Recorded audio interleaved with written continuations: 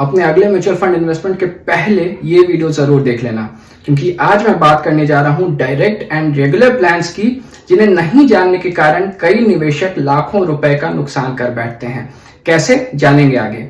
जब भी आप किसी बैंक के थ्रू या फाइनेंशियल एडवाइजर के थ्रू या सर्टेन एप्स के थ्रू म्यूचुअल फंड में इन्वेस्ट कर रहे होते हैं, तो आप अननोइंगली एक कमीशन पे कर रहे होते हैं जो छिपा होता है एक्सपेंस रेशियो में। और ये कोई वन टाइम कमीशन नहीं है, बल्कि ये आप तब तक पे कर रहे होते हैं जब तक आपका म्यूचुअल फंड चल रहा होता है। ऐसे प्लान्स को रेगुलर प्लान कहते हैं। वहीं जब आप एएमसी यानी एसेट मैनेजमेंट कंपनीज के थ्रू डायरेक्ट इन्वेस्ट करते हैं तो वो डायरेक्ट प्लान कहलाता है और उसमें आपको ये हिडन कमीशन नहीं पे करना होता। अब आप सोच रहे होंगे कि कितना ही फर्क पड़ता होगा इस कमीशन से, तो चलिए एक एग्जांपल से जानते हैं।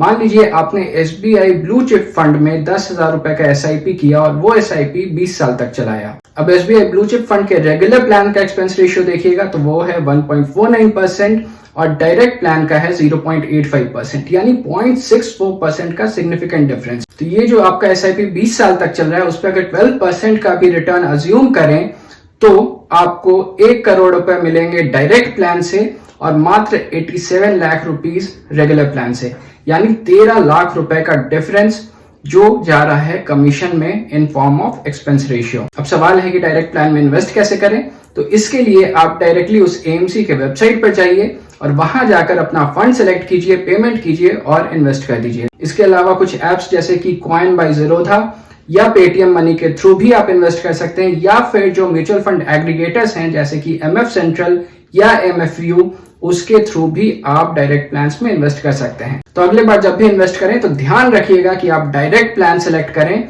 ना कि रेगुलर प्लान। ऐसे ही ढेर सारी जानकारी के लिए मनोनिवेश को सब्सक्राइब करें।